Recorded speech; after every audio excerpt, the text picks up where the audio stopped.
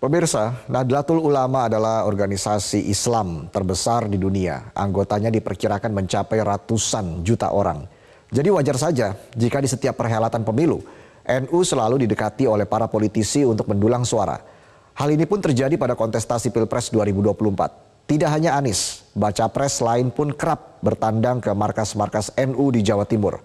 Bahkan baik Prabowo dan Ganjar pun diisukan akan menggandeng bacawa pres mereka dari tokoh NU.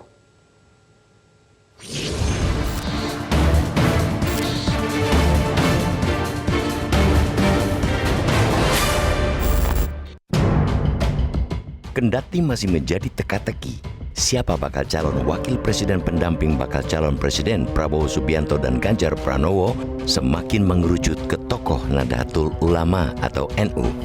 Jika benar, pilihan itu wajar dan realistis.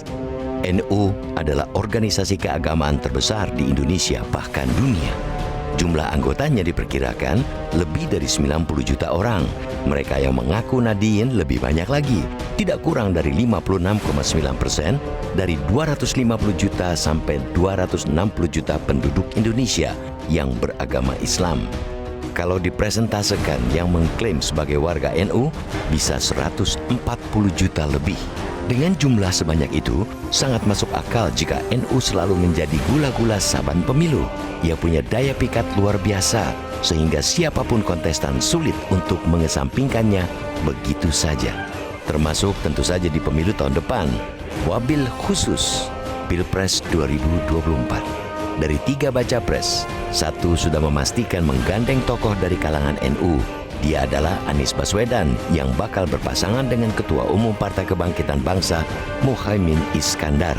Keduanya diusung koalisi perubahan yang digalang Partai Nasdem, PKB, dan PKS.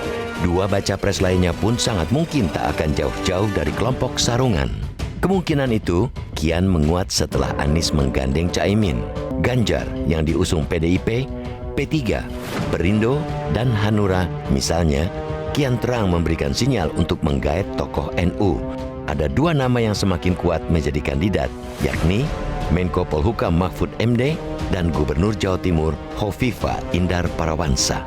Nama Yeni Wahid, putri Gus Dur, juga masih disebut-sebut. Meski oleh sejumlah tokoh NU tak diakui sebagai kader NU, sulit disangkal bahwa ada darah NU dalam diri Mahfud. Dia memang bukan kader NU secara struktural, tetapi secara kultural tak ada yang bisa menyaksikan ke NU-annya. Hovifah lebih NU lagi. Dia adalah Ketua Umum Muslimat NU, bahkan dianggap sebagai pemimpin sepanjang masa organisasi sayap NU itu berdiri. Jumlah anggota Muslimat NU banyak, sangat banyak, tak kurang dari 32 juta. Jumlah itu tentu sangat signifikan sebagai lumbung suara. Karena itu, Hovifah juga diincar Prabowo. Kalau tak jadi bacawa pres, dia disebut-sebut diinginkan sebagai ketua tim pemenangan.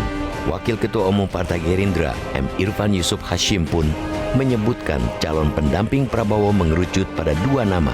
Salah satunya tokoh NU dari Jawa Timur. Menjadikan tokoh NU sebagai bacawa pres adalah strategi yang masuk akal untuk melakoni kompetisi meski tiada jaminan untuk meraih supremasi.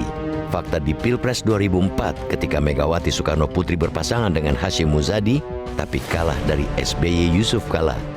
NU memang tidak satu suara, pilihan politik mereka tak seragam.